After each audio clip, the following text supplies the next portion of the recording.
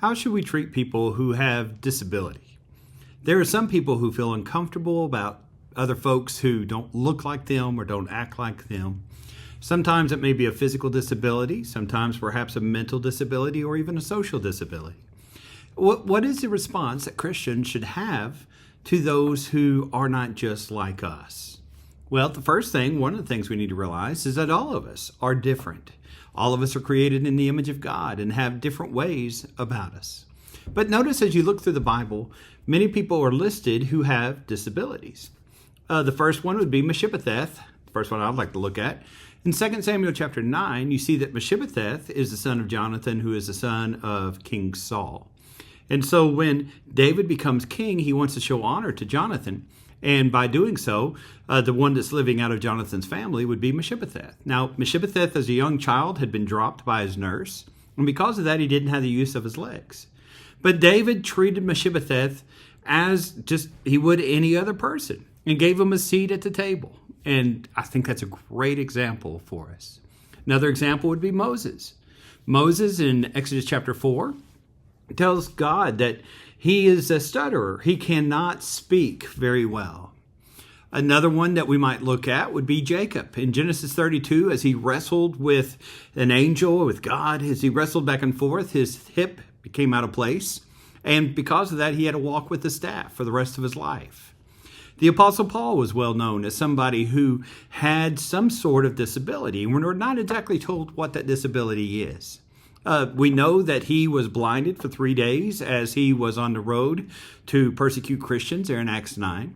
And we see that at a certain time he was right next to the high priest and could not recognize him until he heard his voice. And we also see that many times people would talk about his eyesight and such. And so even in the end of the book of Galatians, in Galatians chapter 4, verses 13 through 15, we see where Paul says, I'm writing this myself with large letters. And so many people think that perhaps Paul, the Apostle Paul, had a visual problem, like some sort of imperfection or disability, which was there. Now, what I want us to notice as we look through that list is, while all these people had some different disability which was there, each one of them were used by God, and each one of them were treated as people, as equals by everyone else. And that needs to be a lesson for us. Now, let's talk about what disabilities are not. A disability is not karma. It's not, well, you're sick or you are unable to walk because you deserve it. That's not how it works. In John chapter 9, looking at verses 1 and 2, the apostles see a man who's blind. And they say to Jesus, is this man blind because of what he did or what his parents did? And sometimes we ask ourselves that question, well, what did I do to deserve this? And Jesus said, well, it's for none of these reasons. This person's this way to glorify God and to allow God to be glorified by what he's going through. A disability is not a result of mankind's curse. There's sometimes we go back to Genesis 3 and see the curse of Adam and Eve as they were thrown from the garden and as we were entered into a world of pain and hurt and things such as that. But we're never told that a disability is a direct result of what happened. But we're never told that a disability is a direct result of what happened in Genesis chapter 3. We're all told that our outward bodies are wasting away, but our inward self is being renewed day by day. You see that in 2 Corinthians 4, looking there in verses 16 through 18. This light momentary affliction that we're facing is preparing us for something better. A disability is not a hindrance, something which makes it where you are not able to honor God and not able to be faithful to God. Paul, as we mentioned earlier, was a person who had trouble with something, a thorn in the flesh is what he calls it. And in 2 Corinthians chapter 12, 7 through 10, we see where he prays. Not once, not twice, but 3 times he prays for that thorn to be removed. And God says no. He says, my grace is sufficient for you, for my strength is made known by your weakness. And so as you and I look at that, we see that even in our imperfections, even our shortcomings, we have been created to honor God with what we have. An imperfection is not a mistake. Our problems, our disabilities are not a mistake of God. When Moses told God about how he could not speak well, God replies to him in Exodus 4 and verse 11 and says, "Who made your mouth? I made your mouth. I did not make it by accident."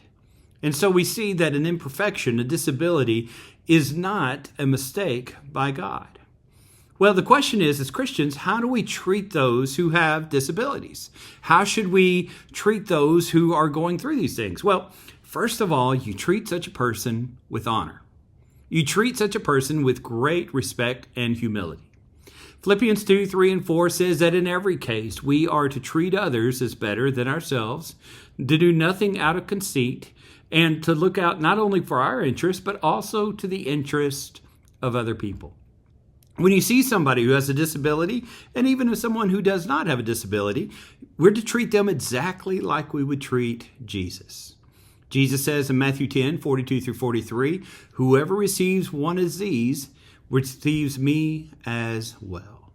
And so we need to realize the way we treat other people is a show of how we would treat Jesus. We need to, as we see people with disability, recognize these are people who can use their gifts to glorify God. They teach us so very much. Ephesians chapter 4, 15 to 16 tells us about how the body works together.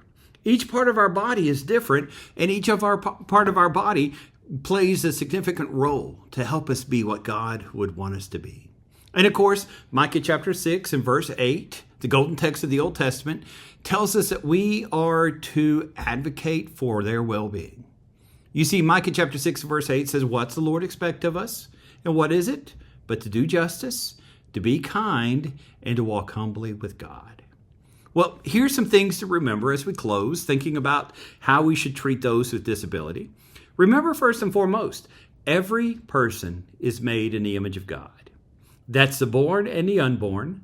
That is the person, not mattering their race, not mattering their physical ability, not mattering their mental ability. In Genesis 1, 26 and 27, and Genesis 5, 1 and 2, we see that every person is created in God's image. I want us to remember that disabilities give us an opportunity to show love and compassion. They help us to grow and be exactly what we should be. In Matthew 25, 31 through 46, Jesus separates the sheep on one hand and the goats on the other. And he says, when I was hungry, you fed me. When I was thirsty, you gave me something to drink. When I was naked, you clothed me. And they said, "Jesus, when did we ever see you like that?" And Jesus responds, "When you did it to the least of these, you also did it to me." Many years ago, the coach of the University of Alabama, Gene Stallings, wrote a book. And as he continued on near the end of his life writing that book, he talked about a son which he had, and his son had a certain disability.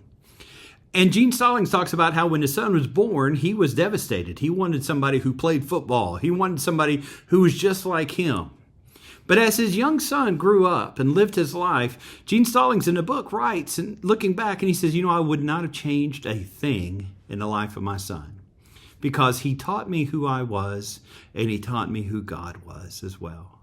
And that's a great thing to think about when we think about people with disabilities.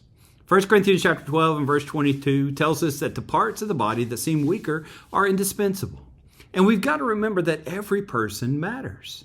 And so it's important for us as Christians, it's important for us as people to treat one another with love and respect always.